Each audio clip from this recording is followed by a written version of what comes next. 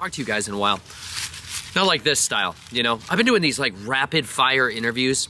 Some of you, I'm sure, are very aware. You're like, man, you've done a lot of interviews. Dude, tell me about it. It's been busy. Like at night, every night. That's like what I do. 5-6 nights a week. But you know what?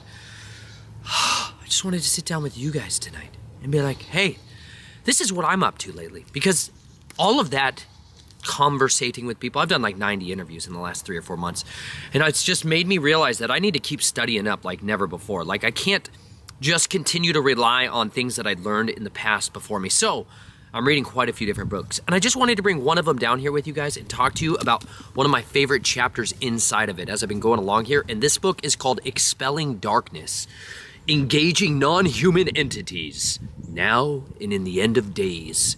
I got this book because someone said that if you want to find one of Russ Dizdar's secret books, you can email this lady at dizdarbooks@gmail.com. And I totally got a copy of this. I'd never read it before. This is one of his last books that he wrote before he died. Was killed off. But you know what? Praise be to Yah. At the end of the day, you know what's good when people die? Some of us figure out that we better pick up where they left off and keep running, son. Be thankful for the work that they did and go and be fruitful and multiply. That's what you all need to do. Seriously consider it. Because there's a lot of really jacked up people out there who are one prayer away from freedom. Just something to consider. I'm not talking about like just inviting Jesus into your heart moments. I'm talking about deliverance from constant oppression, from like strongholds that have ripped through their lives and destroyed everything they ever knew as normal. There's a lot of people who are literally a simple prayer away from freedom. And that's one of those skill sets that we should be proficient in. We should be well versed in. And the truthful reality is most people do not grow up being trained on what are the fundamentals of spiritual warfare. How do we engage non-human entities? Because they're all around us. And they're always seeking a door in. They're like predators stalking in the darkness. Right down here, there's a lone solitary wolf that comes through this forest occasionally. Not long enough for me to make friends with him. So sometimes I go out in the middle of the night, like in the summer. I was going out and I was calling to him. And then waiting for him to respond. No luck yet, but pray for me. I want to be a friend with the wolves so bad. But I also carry a giant Osage orange staff just in case. That being said, I'm just gonna read to you guys before the late light fails me here. And we're gonna talk about one of my favorite passages in the book of Hebrews, a mighty ferocious one.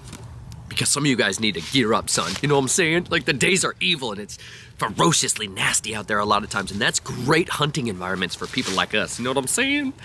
Anyways, he has this chapter, many chapters all through here. But one of the preeminent things that he has in here is a hunger for memorization of the word. Like, you need to put this word inside you so like you don't go to war without your weapon. Like, don't go around naked in a battle. Be like, you could bring this little tiny sword to a gunfight. You could bring a big sword. You can bring a spear. Always bring the spear. Spears are always better. Or you can bring the most living and active, dangerous, deadly tool that you've ever been given. So, we're gonna talk about some of that today. Here it is, this chapter. Hang in there. It's worth it. He just goes through the way that they operate. You need to know the rules of engagement. You know what that means? Chapter 5, son.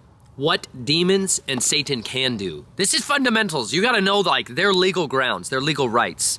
What is it they're allowed to do and how can they enact those things on this earth? So, I'm gonna read you one of my favorites. This demon attacked and tried to bite into the psychologist's arm. The demon gave them a headache. These are different like testimonials of experiences he's had over the years. The demons gave them a headache. Satan pushed me, the boy said to them. The voices in her head told her to drown her child, and she did. They can visit at night, rush past you and seek to paralyze you in fear, sleep paralysis. They tempt, throw down, choke, make sick, walk by you, cause a person to pass out.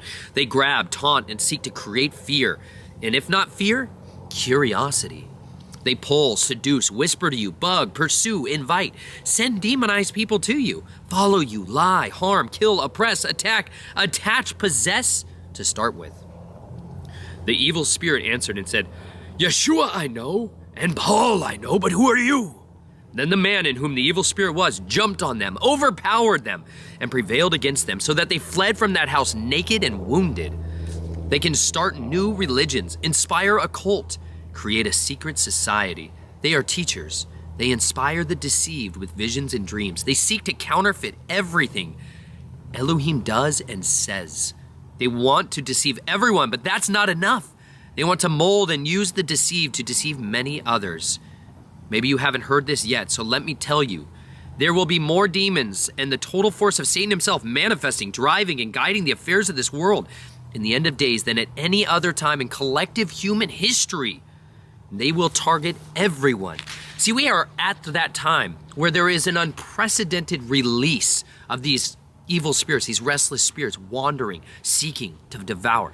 Truly like predators stalking in the darkness, which means we must be a counterforce to that. People who are filled with the absolute power, the explosive power that drives back that force, because the world is going to be looking to solutions, answers, and we must be ready to give an answer to anyone who asks us to give a reason for the hope that is within us. And though we're going to talk about some of those things that they can do, let me tell you, there's greater power in us through the Messiah than any force of nature, than any force of evil could ever contend with. And that is the good news. That is the news that sets people free, that people need to know there is hope for them, even amidst their suffering, even amidst their sorrow, their depression that won't leave them, the schizophrenic voices that are coming on the outside, attacking them. There is deliverance from those strongholds of addictions, from lust, from an insatiable need for more.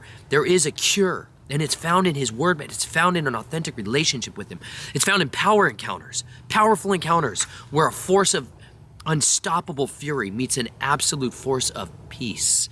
This is literally the calming of the wind and the waves. This is the Gadarene who's cutting himself in the tombs, unchained, unable to be bridled, meeting the one who clothed him with his sanity. He gave him his sound mind back, clothed him with his sound mind.